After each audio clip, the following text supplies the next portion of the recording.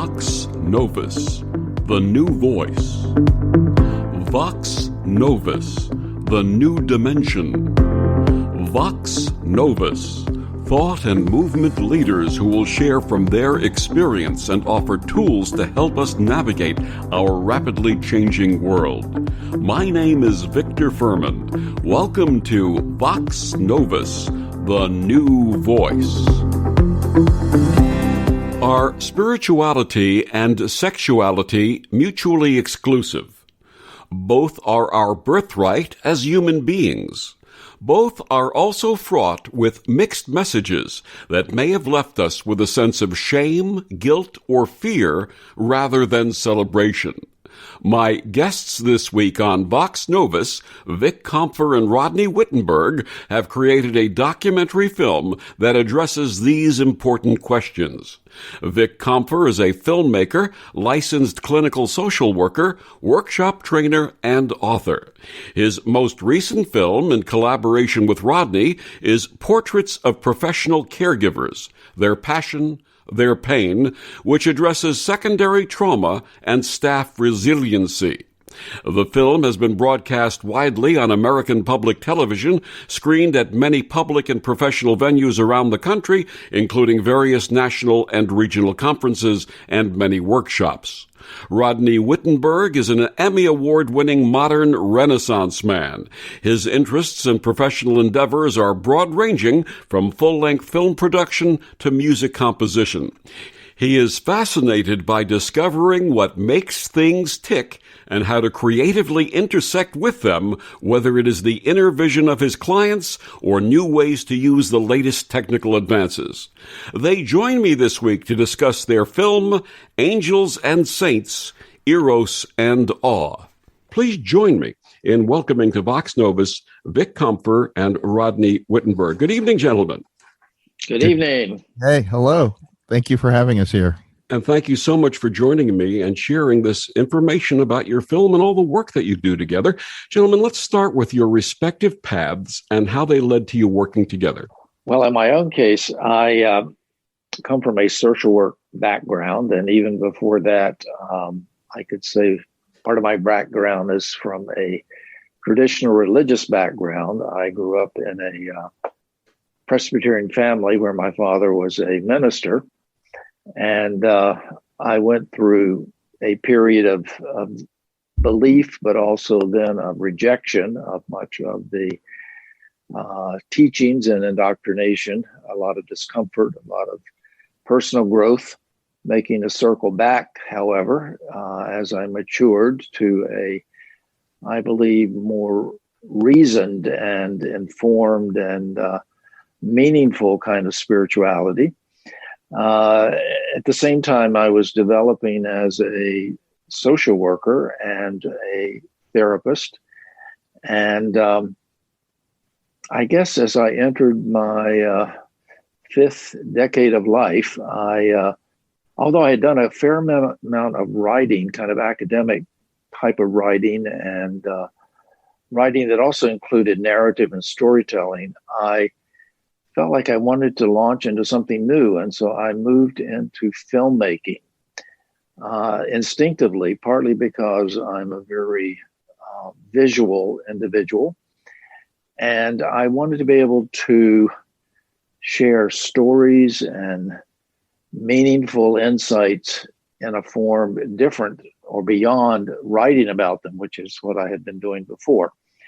And so in my early development, although as an older person, my early development as a filmmaker, I had the privilege of meeting Rodney through a mutual friend of ours, of all things at a Seder.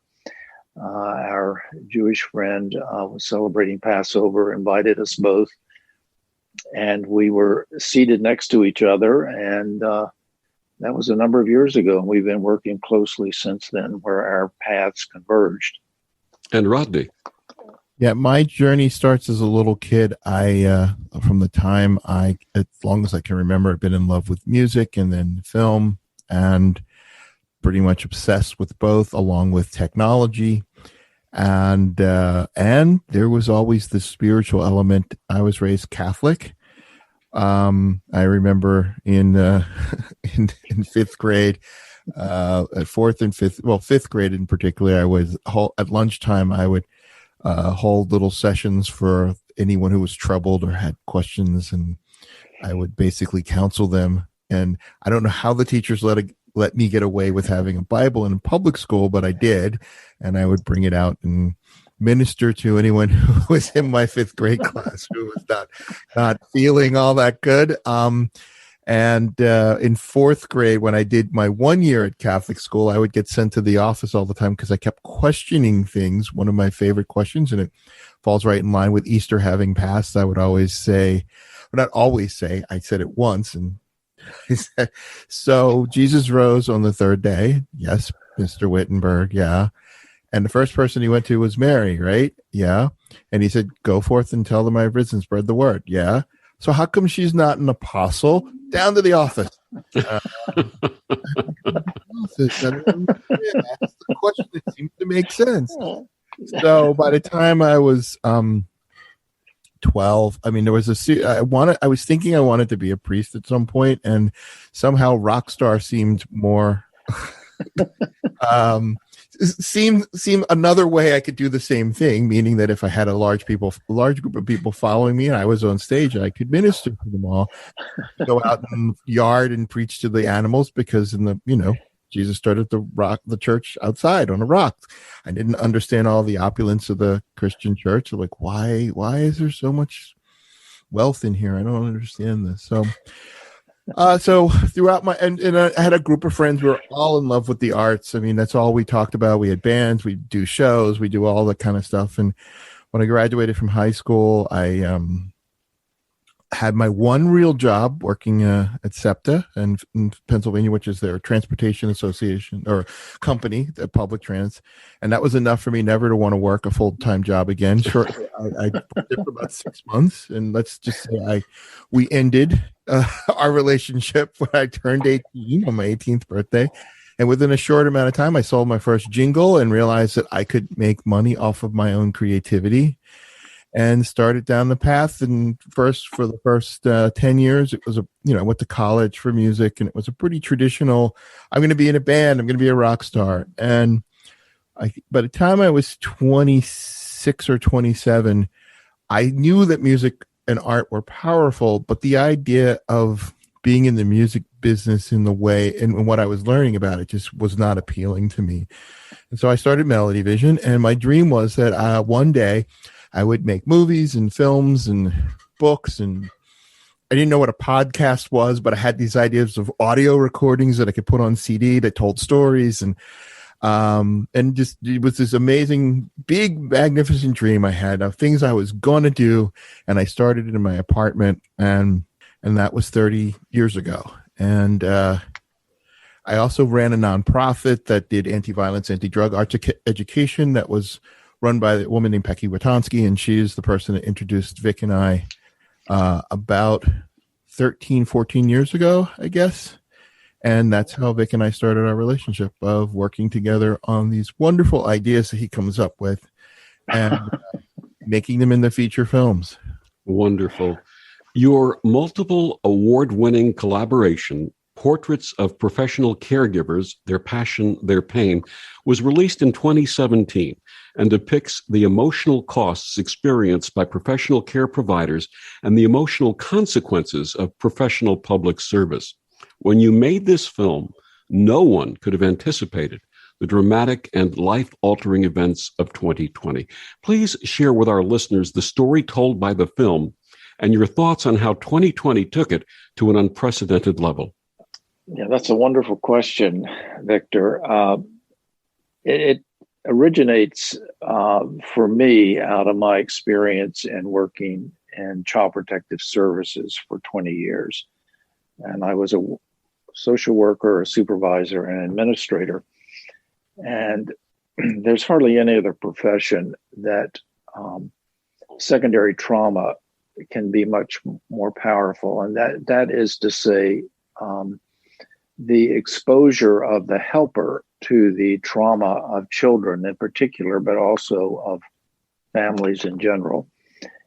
And this has an impact which it's not as great as the primary trauma of the child or the family, but the secondary trauma is sort of like a parallel reaction, and it's quite powerful, and it's also quite hidden because it's often not acknowledged and recognized and admitted to the person who is experiencing it for many different reasons. I mean, we could talk a long time about that, but in any case, it was through that exposure and my realization that this is a condition that is so common and prevalent and yet not admitted to and not recognized that I began to learn about and talk about and write about and then make a film about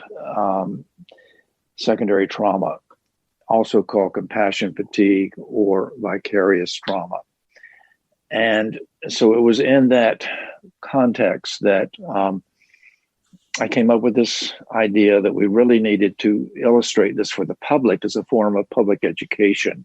What we discovered also is it became a form of professional education because many professionals, as I was just saying, were not admitting it or not fully aware of it, even though they were experiencing it.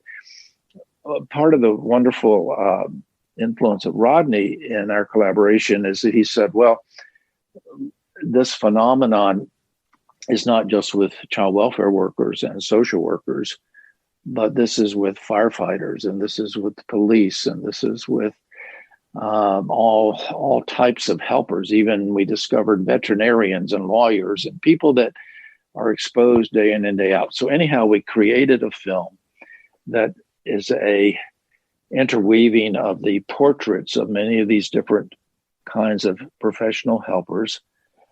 And we had no idea, of course, when we created this, that COVID would break forth in 2020. And this whole notion has become increasingly well known or increasingly known to the public through the mainstream media because of the many reports, I'd say largely about healthcare workers, but also many other essential workers that have been so close to the illness and the trauma and the deaths of people through COVID. And as a result of that, Portraits of Professional Caregivers, also the short title is simply Caregivers, has developed a new relevancy and a new, I would say, a new audience to some degree that people are now, the public in general, as well as professionals, are much more aware of this subject.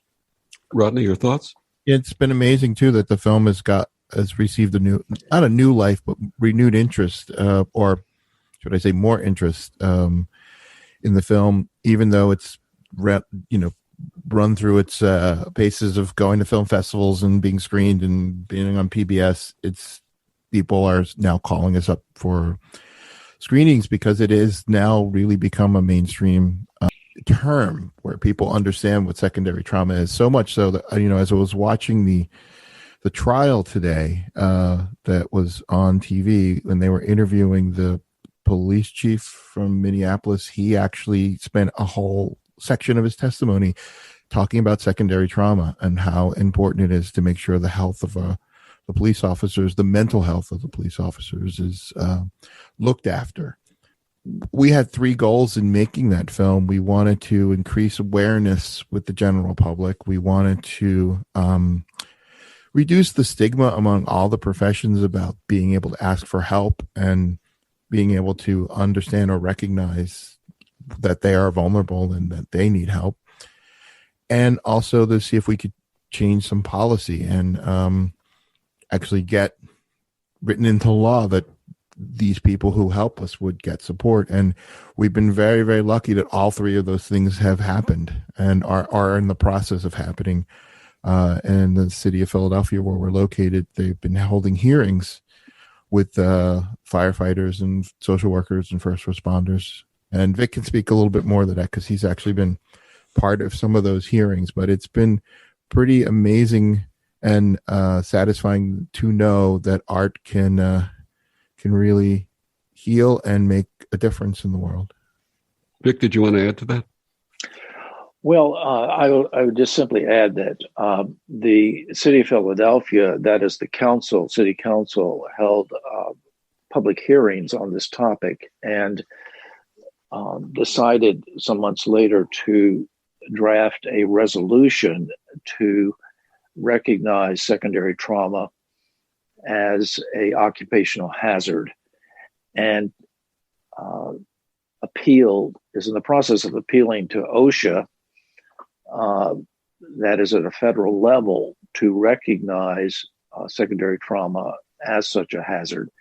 Up until this point in history, OSHA has only recognized physical hazards on the job. And now we're raising this to another level to say there is an emotional hazard to doing this kind of work. And this will be a long-term process to convince OSHA and to undergird a continuing interest in the topic and pressure from the bottom up to persuade OSHA that this needs to be recognized and that standards need to be developed by helping organizations to take care of their staff. It's good for not only the staff, but it improves greatly the quality of the service that's being provided in all these different professions of helping. Are we experiencing a new form of grief, a grief on a national or societal level, not only owing to the pandemic, but also the egregious acts of racism and racial violence and the cultural and political polarization? I would say we definitely are. I was just reading an article this week called "The Pandemic Changed You. It Also Changed Your Brain," written by Dana Smith. And her studies and investigations, quote the Boston University School of Public Health, indicating that COVID-19 has more than tripled the rate of depression over the past year of the general public from 8.5% to 27.8%. That's just one manifestation that the pandemic itself has had incredible impact, creating such anxiety and insecurities for so many people, economically, life and death issues, isolation, illness itself, deaths of loved ones. So it's been a powerful, powerful experience of grief for the general population, for not only in the U.S. but around the world. It's quite amazing. And then the other factor being the upheaval around racial situations and the tragedies that have occurred there. And the combination of this, I would say yes to your question. It's been unprecedented in the amount of grief that people are experiencing this year in general. Rodney? And I would say my hope is that as we come out of this, that people will come out slow enough that they can recognize and do some practices that will encourage healing. Because I do think that the past year has been not only, it's been traumatic, and for so many of us, we are all we don't even know what that impact has been on us, and we will not know for some time. I know, speaking to the Reverend at my church this week, and I'm a worship leader and also during the pandemic, I've been editing together the sessions, and we were talking about just their struggles of coming up with a Easter message that made sense, because it's just been such a traumatic year. And when the person you turn to to help support you in time of faith is struggling too, it says something about the time we're in.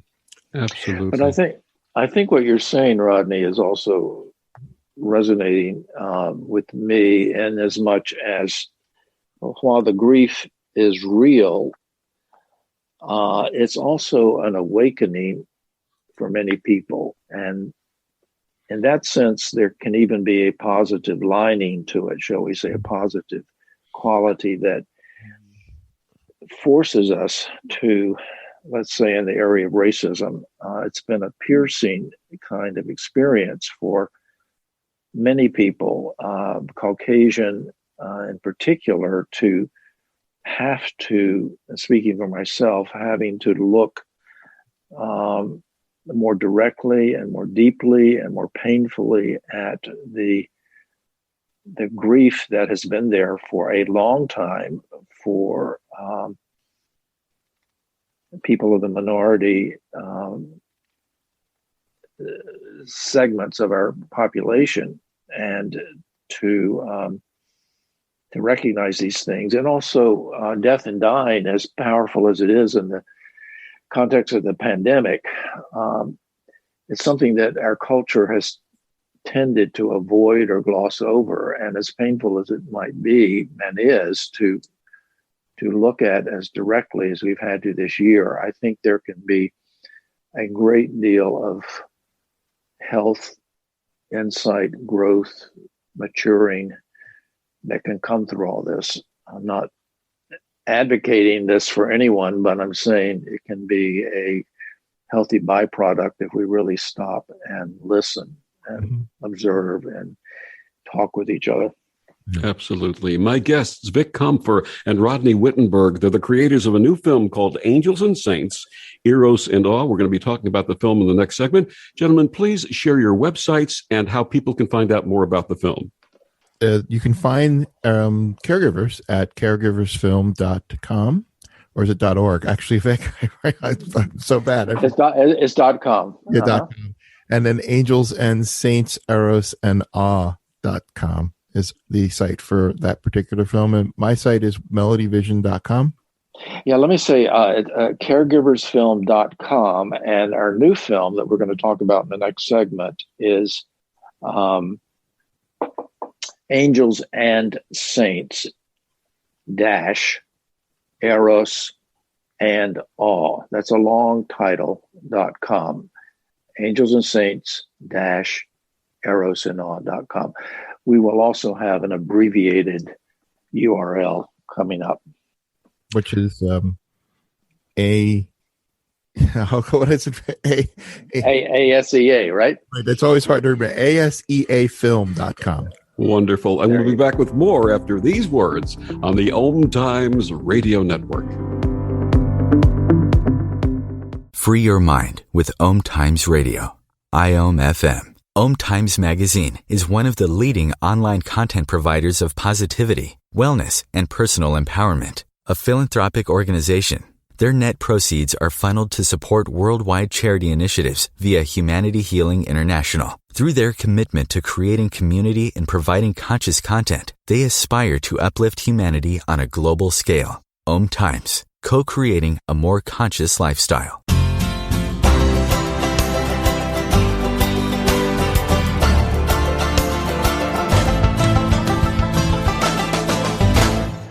Back on Vox Novus, my guests this week are Vic Compher and Rodney Whittenberg. We're going to be talking about their brand new film, Angels and Saints, Eros and Awe. So, gentlemen, what inspired that film? Well, the film was inspired, I think, in my own experience growing up in a evangelical tradition that's not too different than other religious traditions, that labels the flesh or eros as something to be afraid of, as bad, as dangerous. And the spirit, in some bifurcated way, is what is good and right. And having struggled with that through adolescence and as a young adult, and I think gradually and over many years, coming to terms with all of that and appreciating that these parts of our life, these gifts of our life, the spirit and the body, are not only good, that they are united, that there is the potential for all of that to be interconnected. And so part of the inspiration comes from my own personal experience, but also I've been a part of a progressive church that has fostered and helped me develop in that area. And two of the people in our film, Angels and Saints, are among the 6 that we interview, Reverend Beverly Dale and Chris Page.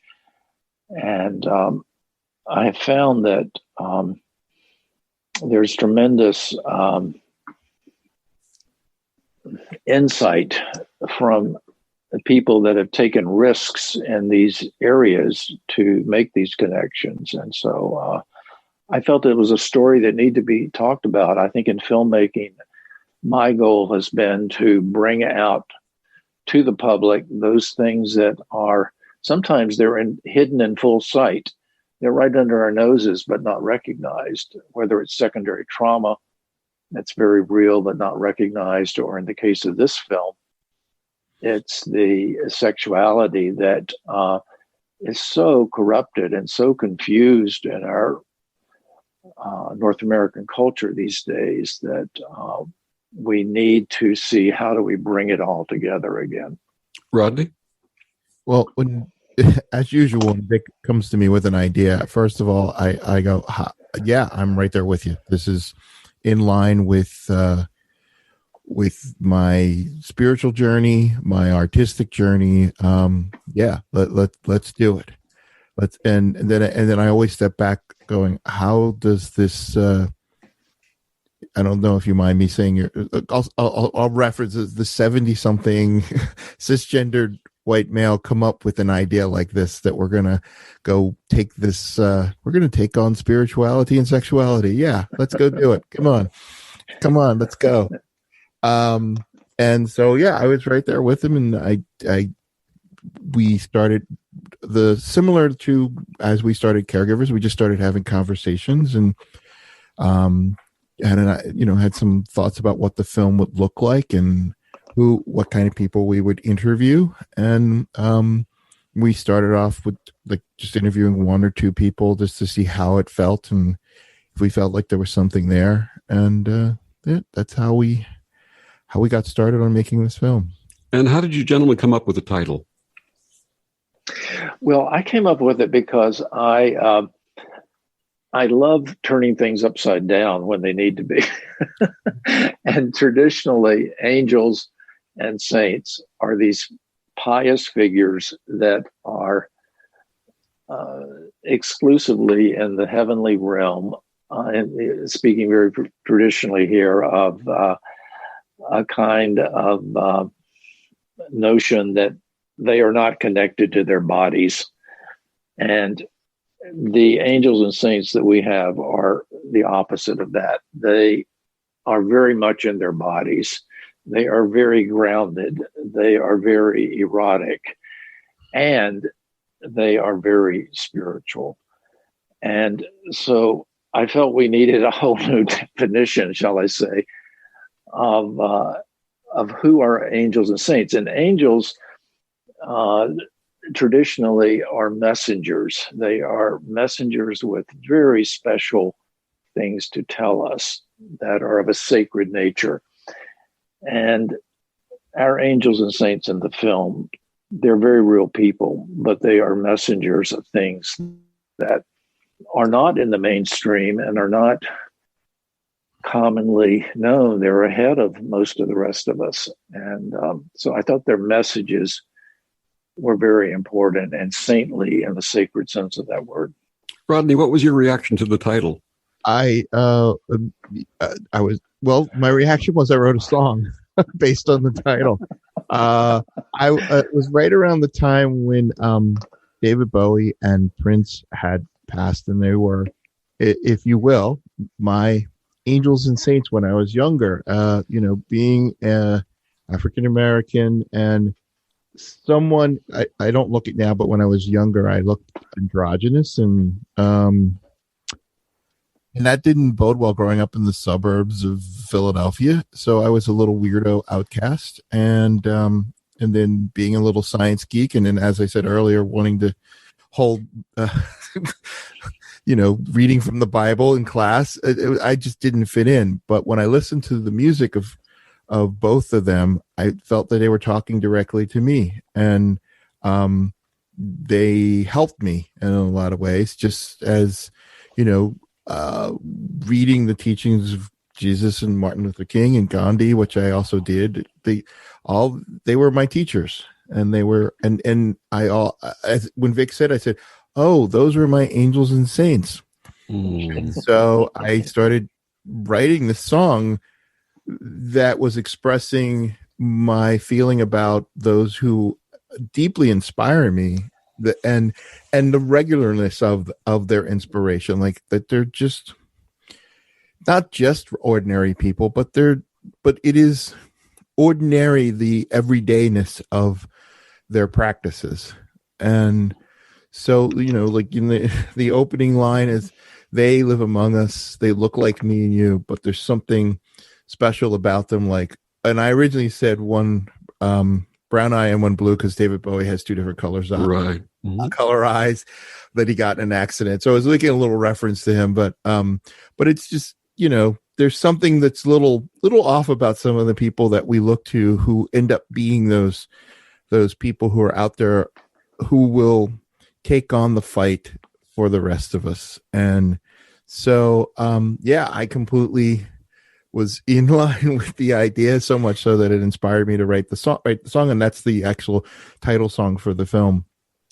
Vic, you had touched on before that your films address themes in cultural blind spots and reveal often hidden or obscured realities. What are some of these that you shared in Angels and Saints? Well, I think in filmmaking, if it's already been said, if it's already out there, then why say it, and why do it, and why express it in a film? So I do look for things that are new or are not being talked about. And as I was saying earlier, with regard to caregivers, the whole notion of secondary trauma was in a great big blind spot. I mean, it's right in your face if you decide to look at it. And I think the same is true with sexuality and spirituality, that there is a kind of daily exposure and almost an assault that our media and our culture gives us in the area of sexuality. But what is so blinded is what is underneath all that, and what is so richly sacred and wonderful and awesome. That element is in a blinded area. It's like we're only getting half a picture, and the picture we're getting is pretty skewed and pretty weird half the time. The question then is, how do you bring into the spotlight the eros as well as the deep meaning of it all? So that's I think of it as blind spots. It's like it's right at you. It's like when you're driving a car and you have blind spots on the side. It's something that's so close and so near and so real, and potentially it's, shall I say, dangerous if you don't open your eyes and witness and see what's there. Rodney? Yeah, I was thinking about how your question relates to just about all of my work. It's that I'm always looking for some way to show something that is right there in front of your face, something that you're not seeing. Like, I can see these connections, and I don't know why I'm able to see them, and I'm not the only one, but I want to make something out of that I can share with everyone else. And so, and I've been very lucky that in the majority of my professional work, that's what I get to do. And this was a perfect example of that, to be able to explore the wholeness. I mean, Rev Bev says it very well, that our culture is broken when it comes to sexuality, and I so wholeheartedly agree. We are just in a weird space of disconnectedness, and I was saying to someone the other day when I was talking about the film, it is so amazing to me that if you go to a small town in America, you'll see a church, a strip club, then a church and a strip club, and they're next to each other. Yeah. And then there'll be a couple of bars and drugstores in between.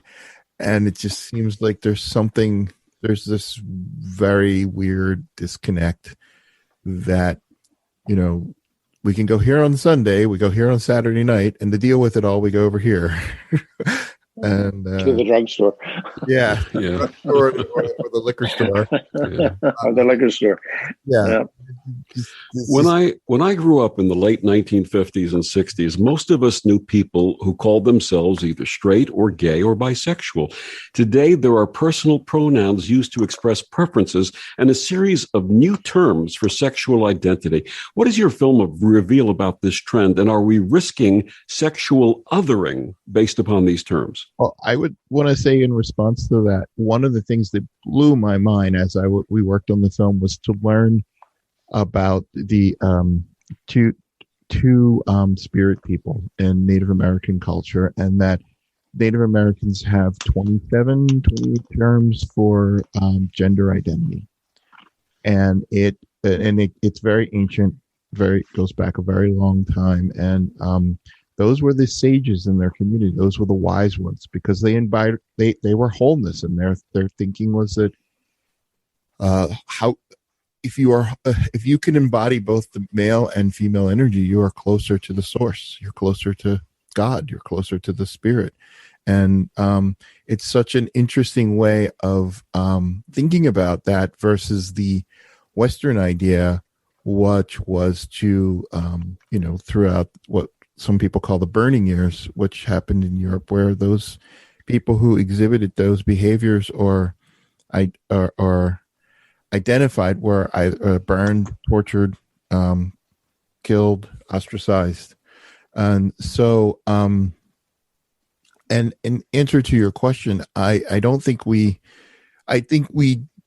can risk sexual othering based on terms because of people's reaction or closed-mindedness to going on a journey of discovery. I mean, I will admit for myself, as I was working on the film, I felt challenged by having to remember they. Okay, I'm going to remember they. And the pronouns. Mm-hmm. The pronouns are, I would go, oh, well, no, that's they. Okay, I'm going to get it. And I can say there were times when I would be annoyed by the fact that I had to keep remembering. But then I thought about one of the things I often will say over my life is that I understand racism through sexism, because one, I have power and one I don't. Yeah. And I know how, no matter how hard I work at trying not to be sexist, the culture I live in supports me to being so. And so it is a constant learning and a constant voice in my head that makes me go, okay, it's time to learn something again. I just messed up. Okay.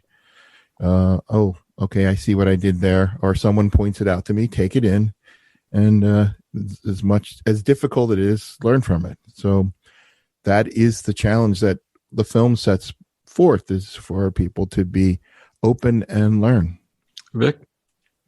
Well, the film is primarily about wholeness. It's about the reconnecting of our spirituality and our sexuality and our whole person, body, mind, spirit.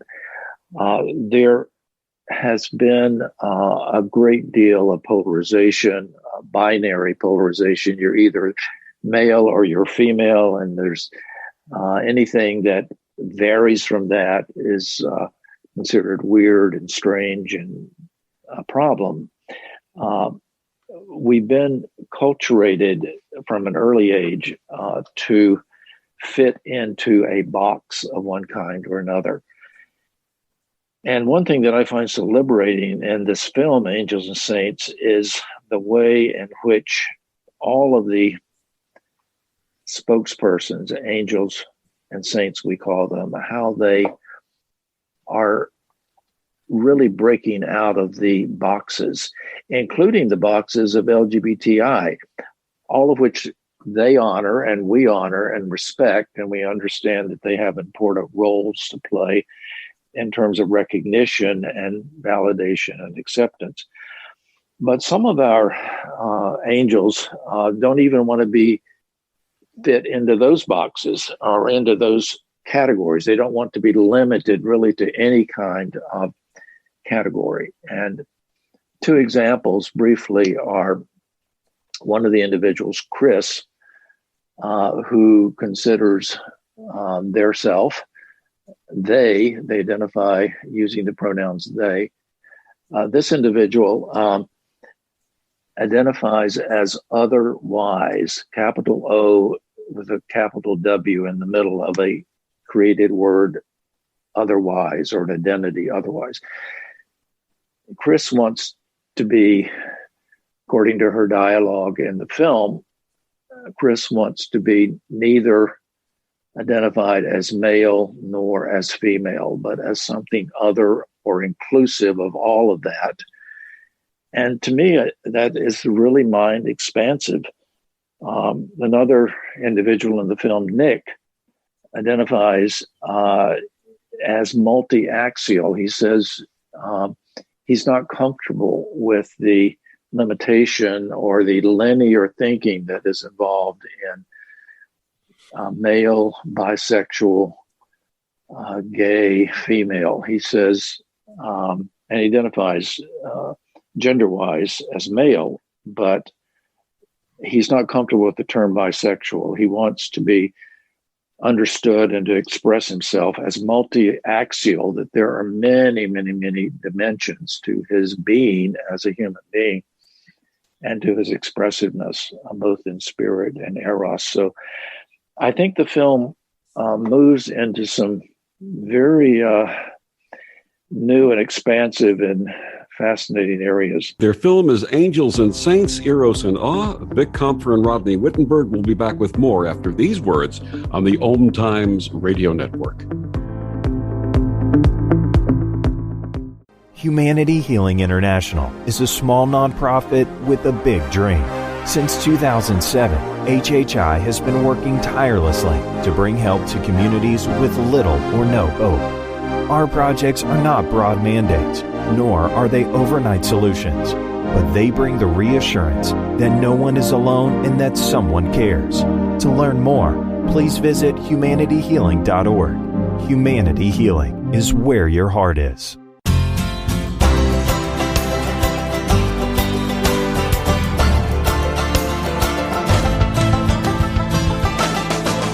Back on Vox Novus, my guests this week are Vic Compher and Rodney Whittenberg. We're talking about their film, Angels and Saints, Eros and Awe.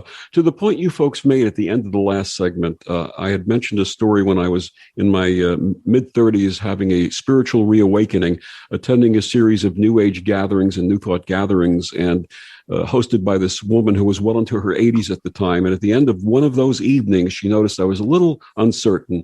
And she shared with me in a very motherly way. She said, Victor, God does not require that we be holy, but would love for us to be whole. This is all about wholeness, isn't it?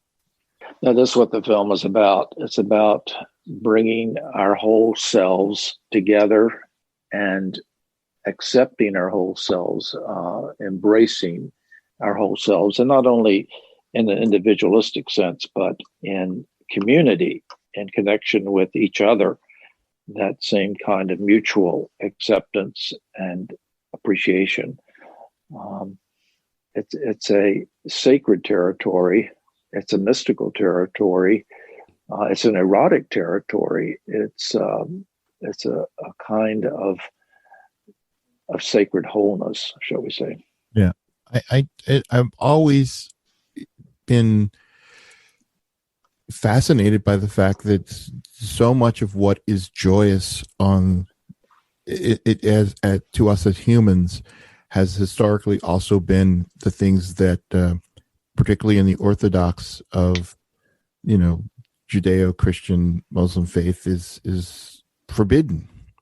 I was at a dinner once at Pecky's, the woman who introduced Vic and I was with an organization that brought together people from religious leaders from around the world. So I was sitting at a table with some people who were Jewish and some people who were Episcopalian and Sufi, and there were 3 Muslim clerics from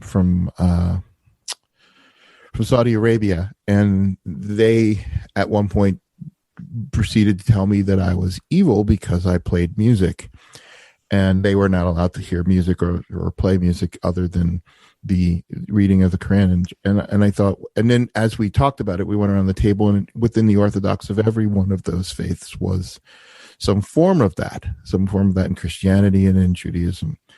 And I just don't understand how it is spiritual, or we can be connected to the source by denying joy in that way, denying the joy of being human and being alive. Yeah, absolutely. It does seem that our religions have this polarization that's built into them.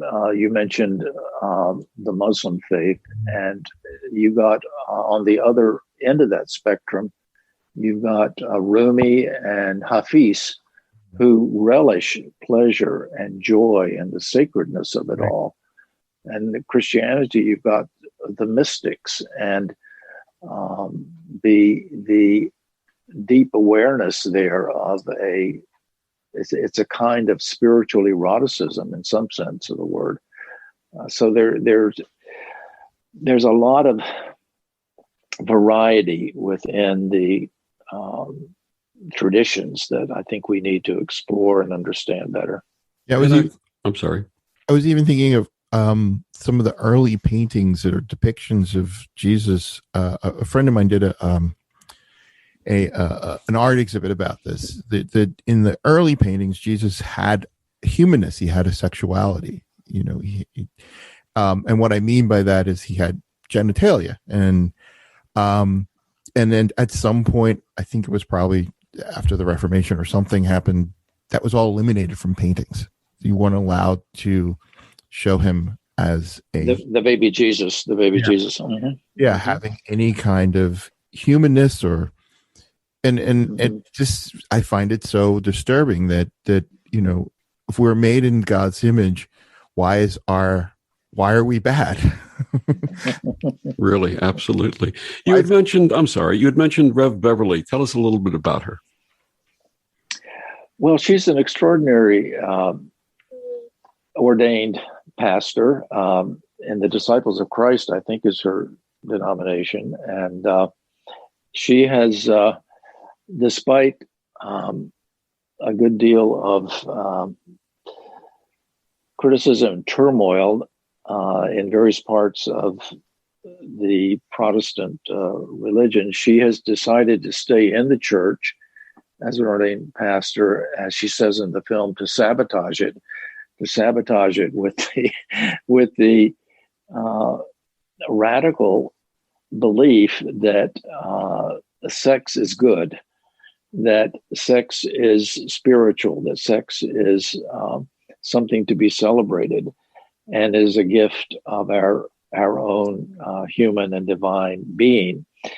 And Rev Bev, her name is Reverend Beverly Dale, D-A-L-E, has started a organization called the Incarnation Institute. The website is incarnationinstitute.org.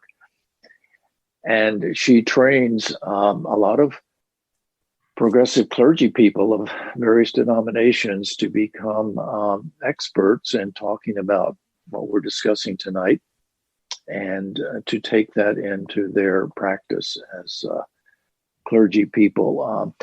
The church, she says in the film, and she's really quoting Masters and Johnson's, has been the major source of creating distress and pathology with people that have sexual dysfunction and sexual problems. And I think she, to be kind of paraphrasing, sees part of her mission as correcting this terrible error in the theology and in the practice of church. So she stays within the mainstream and remarkably is trying to, and I think she is having a very important impact. Rodney? Yeah, she's a revelation. That's how I think of Rev Bev. Vic introduced me to her, and I think the first time I met her was when we were doing the interview, and she's a powerhouse. And you got to see the film to see her. Absolutely. I opened our interview by asking whether spirituality and sexuality are mutually exclusive. What would your answers be based upon angels and saints, eros and awe? Well, you go first, Vic. Well, they are very much intertwined, and if they're not, then something rather unhealthy and strange is going on. So that is really the position of the film and of the